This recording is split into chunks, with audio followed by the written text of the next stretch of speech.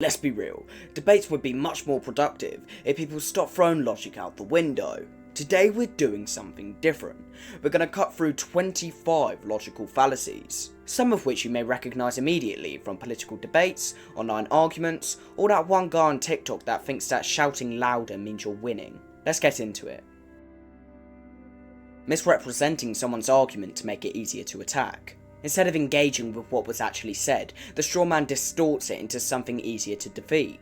For example, atheist, I don't believe in God. Christian, so you think the universe appeared from nothing? That's stupid. The atheist didn't say the universe came from nothing, the Christian just built a straw man to knock down. Attacking a person instead of their argument. For example, of course you'd say that, you're an atheist, you just want to sin. That doesn't address the argument, it's just character assassination. Using an authority figure as evidence, even when they're not qualified in the subject. For example, a famous pastor says evolution is fake, so it must be. Being a pastor doesn't make you an expert in biology. Claiming something is true just because it hasn't been proven false, or vice versa. For example, no one's ever proven God doesn't exist, so he must be. Lack of disproof is not proof. Presenting only two options when more exist. For example, you either believe in God, or life has no meaning. There are plenty of secular ways to find meaning. This is a false dichotomy. Arguing one small step will inevitably lead to extreme consequences without evidence. For example, if we allow gay marriage, people will want to marry their dogs. One change doesn't logically lead to absurd conclusions. Jumping to a broad conclusion based on little data. I knew one atheist that was very rude, so all atheists are disgusting human beings. One rude atheist doesn't represent millions. Distracting from the argument with irrelevant information. For example, we shouldn't criticise morality in the Bible when atheists can't even explain where the universe came from. That has absolutely nothing with whether biblical morality is good.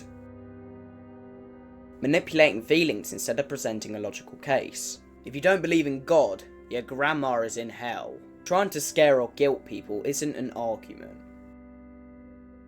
Assuming something is true because loads of people believe it. Christianity must be true, it's the world's biggest religion. Popularity doesn't equal truth. Millions once believed in Zeus. Assuming that because B follows A, that A must have caused B. For example, I prayed and then I got better, so God healed me. Maybe, or maybe your immune system did. Correlation isn't causation. Assuming what you're trying to prove. The Bible is true because it's the word of God. That only works if you believe the Bible is the word of God. Circular logic. Using the same word in different senses to mislead. Evolution is a theory. You shouldn't believe in theories. Theory in science is a well-supported explanation, not a random guess. The argument falsely represents it as the casual meaning of theory. You too responded to criticism with a counter-accusation instead of a defense. For example, you lied about your taxes. Well, so did you. Well, that may be true, but it doesn't make it right. Rejecting counterexamples by redefining your terms. No Christian would ever support slavery. Actually, the Bible says, no, they weren't real Christians. It's an escape hatch to avoid dealing with uncomfortable facts. Shifting the responsibility to disprove the claim rather than improve it. For example, prove God doesn't exist. No, the person making the claim needs to provide the evidence. Claiming something is good or right because it's natural. For example, being straight is natural, so anything else is wrong. Nature also includes disease, parasites, and cannibalism. Nature doesn't equal good. Assuming what's true for the parts must be true for the whole. For example, atoms are invisible, so therefore my phone is. Nope, the whole doesn't inherit every trait of its parts. This fallacy happens when someone tries to overwhelm someone with a bunch of weak or false claims. For example, evolution can't be true because of second law of thermodynamics, no transitional fossils exist, and Darwin recanted. Even though these claims are wrong, the number of them makes them hard to disprove at once. claiming the truth must lie between two extremes. Some say the earth is flat, some say it's round. I suppose it's just oval.